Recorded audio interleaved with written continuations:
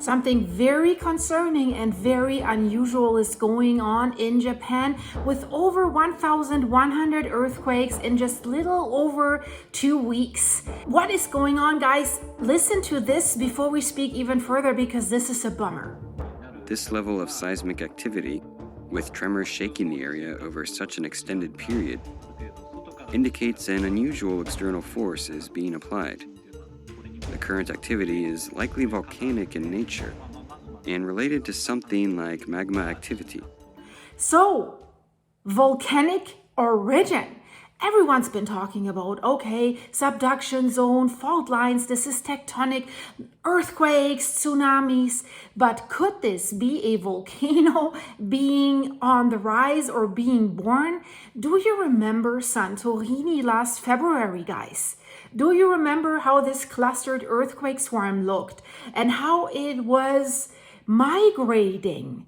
It was confirmed to be a magma intrusion coming from the magma chamber underneath the volcano Santorini. And since the magma was migrating, the earthquakes were also migrating with the magma. Of course, there's been lots of faults in the area that could be triggered by that tension. And this is a similar geological setting that we have here. And yes, in that area, we've always had like earthquake swarms, but none of them, since recording takes place, has looked like this. So look at this graphic here. You see the red line. This is what we're currently seeing. This is the cumulative energy that goes up, goes up, goes up, goes up. And April 2021, December 2021, September 2023, after just a few days, the curve went flat. Nothing more. But here with that red line, we see a steady increase in earthquakes, and it's ongoing. So this is a huge difference, with the number of earthquakes 3 times as high, even more. So this is what we're facing here.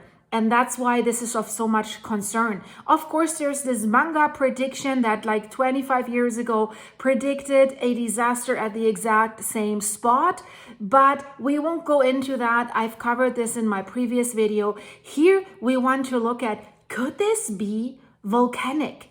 What is the setup here, and what could we expect from that massive earthquake swarm? Is this kind of a mystery phenomenon that we have seen at Santorini? And I think it is, and I'll explain to you why. The big question that everyone's been asking for the last 2 weeks, is there something brewing beneath the Tokara Islands? And what is brewing beneath the Tokara Islands? So imagine you're living on a tiny volcanic island in the middle of the Pacific, only reachable twice a week by a ferry. That takes 12 hours to get there. So then, without a warning, the ground beneath your feet starts to shake, and it starts to shake continuously. Not once, not twice, but over 1,000 times just in a little over 2 weeks since June 21st. And now the scientists don't know if the Earth's crust is breaking or if a volcano is waking up. So guys, honestly, what's happening right now in Japan's remote Tokara Islands might sound like the start of a disaster movie, but it's very real, and it's unfolding in front of our eyes as we speak, as it's still ongoing. Since June 21st, a powerful, persistent earthquake swarm has been shaking the Tokara Islands. It's an isolated island chain in southern Japan, and over 1,100 tremors have been recorded so far. That's right, guys, over 1,000. And what is concerning here is, out of these 1,000 earthquakes, at least nine earthquakes had a magnitude of 5 or greater. And just yesterday, the strongest quake so far that we have seen there had a magnitude 5.5. It shook the island of Akusekijima. I hope I pronounced that right. It shook it so intensely that the residents clearly felt the ground move. So this has become, you've seen the graphic, the largest earthquake swarm ever recorded in the archipelago since monitoring began. That's why one island has been voluntarily evacuated already. Yesterday, roughly 80 residents. So where all this is happening right now, we're talking about 12 islands, the Tokara Islands. They're tiny islands in the Pacific Ocean along the Pacific Ring of Fire. Only 7 of these islands are inhabited, and together they hold fewer than 700 residents. So it's not a lot of people that live on these islands. So that's probably fewer people than in some of these apartment buildings that you could find in Tokyo. So the problem is, in terms of getting help there or evacuating them, they're so remote. The only access is a 12-hour ferry ride from Kagoshima, and that ferry runs just twice a week. Of course, they could run it more often if they needed to evacuate, but if something goes wrong, help is a long, slow journey away. And that's why this matters, because if the storm escalates even further into a major earthquake or a volcanic eruption, evacuation won't be easy. The Japanese authorities are aware of this risk. They have now offered a voluntary evacuation to anyone that is feeling unsafe. So from today, evacuees will be sheltered in Kagoshima for at least a week, as scientists are trying to figure out what exactly is going on there, what is happening beneath the islands. Is a week enough? We don't know. In case of Santorini, it wasn't. So this has been stretching over the course of 4 weeks at least. But at least people have a place to go where they can feel shelters. So now let's get into what makes the Tokara Islands so dangerous and why this is getting worldwide attention. So the region, guys, you have to imagine, it sits on one of the most volatile geological zones on Earth, the Ryukyu Arc. And you see it here in the graphic. It's formed by the Philippine Sea Plate that is subducting. It's diving beneath the Eurasian Plate. And where we have a subduction zone, that's always trouble. So this process, we call it subduction. It happens, it's moving with about that much space, like 5 to 7 centimeters per year. That's like 3 to 4 inches. And the speed, about the speed with which your fingernails grow. So that might sound, yeah, that's nothing. No. Because unlike your fingernails, this kind of movement causes massive pressure to build up. And when that pressure is released, boof, we have massive earthquakes, we have tsunamis, and even volcanoes acting up. We could see volcanic eruptions. So this Ryukyu Trench, where this subduction is happening, it runs from Kyushu down to Taiwan. It's not a small, tiny area.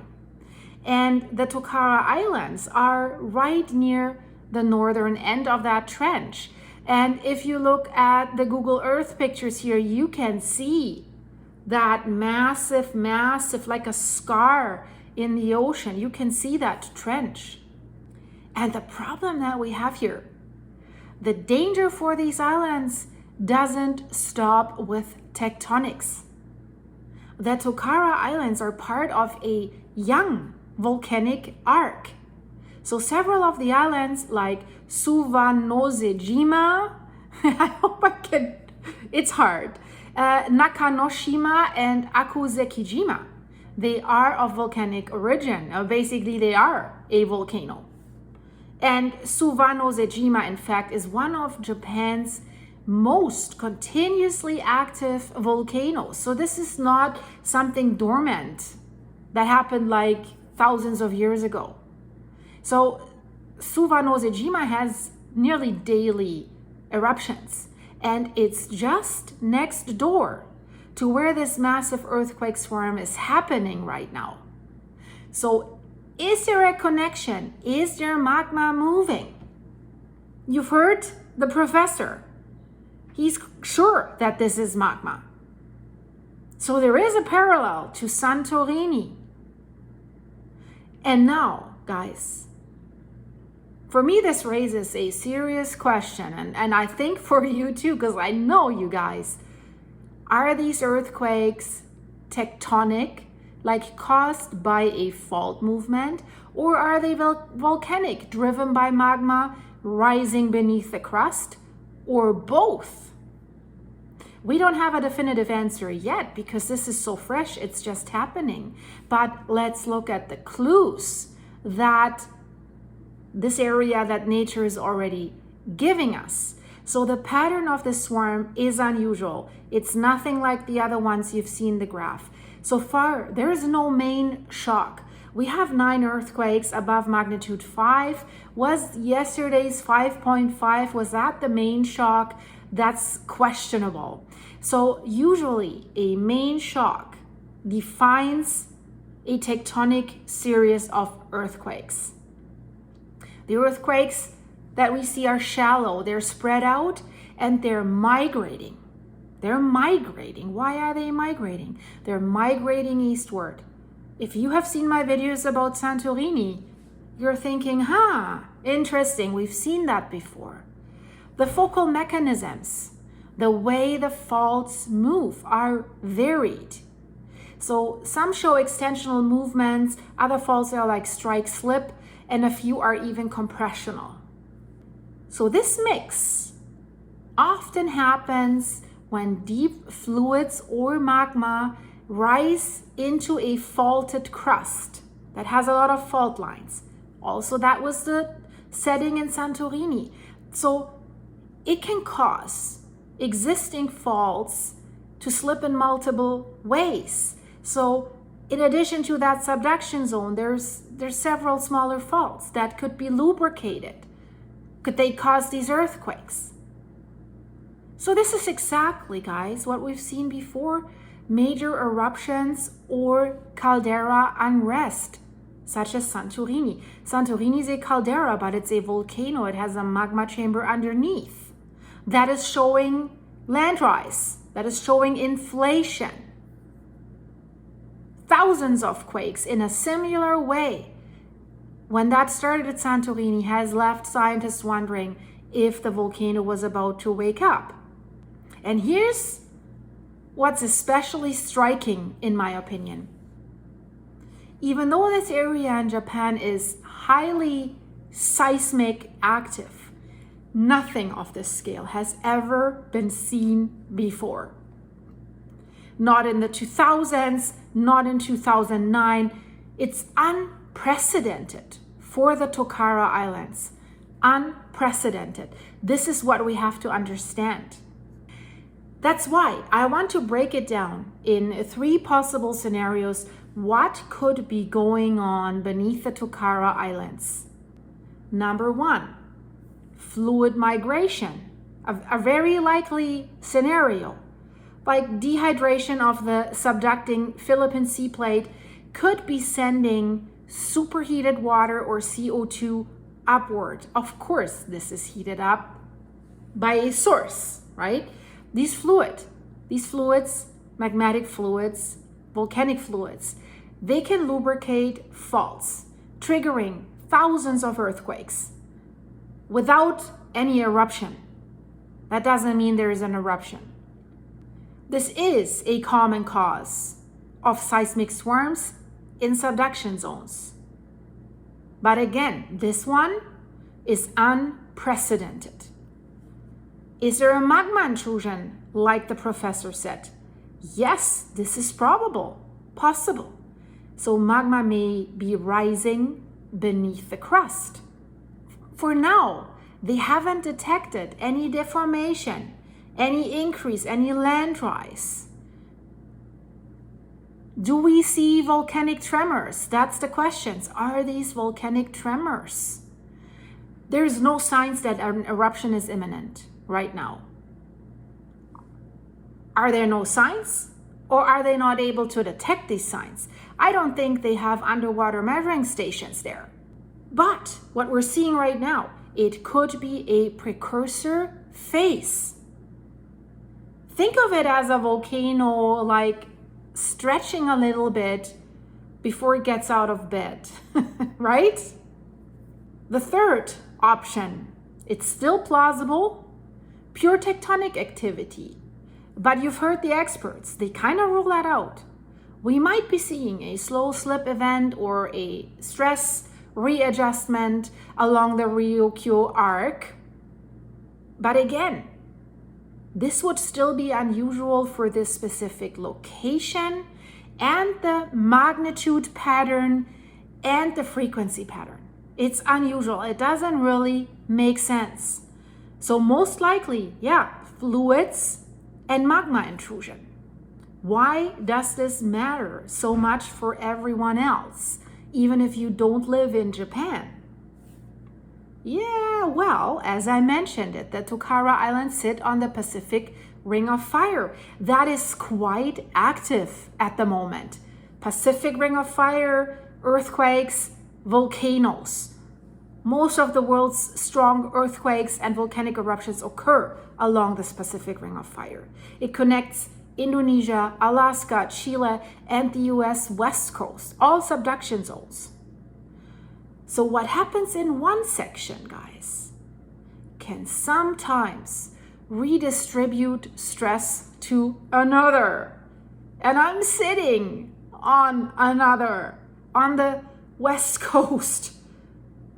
That's why this is concerning, right? So everyone that lives along the Pacific Ring of Fire should watch this very, very closely. If the swarm ends quietly, and there is no sign that it's ending right now, it would still be a wake-up call to do further testing and further investigation. For me, that swarm pattern with over 1,100 or something earthquakes, many of them shallow, no clear main shock, and this migration of the epicenters could be a clear sign of fluid or magma movement rather than any tectonic fault rupture. Plus the fact that some of these earthquakes, many of these earthquakes, are located right beneath or near volcanic islands on this volcanic arc, such as Akusekijima. That is also raising the possibility for deep magma movement that is stressing the crust right now. And July 5th is approaching. That's the date when something big was predicted. Guys, I will be on the pulse of this for you. If you like the video, leave it a like. Check the links in the description if you want to support the channel. If you want to buy me some coffee, go to my coffee site. The link is there. And buy me a coffee. I will answer with a 30-second video and we can chat with each other because you can answer back. I think it's a cool feature to get to know each other. Thanks for watching, guys. Thanks for your supers. Click the join button to become a supporting member of this channel. You're getting behind the scenes videos and private stuff from me. I hope you're all doing great and we're watching this closely, guys. Another update will come soon. Thank you. Bye-bye.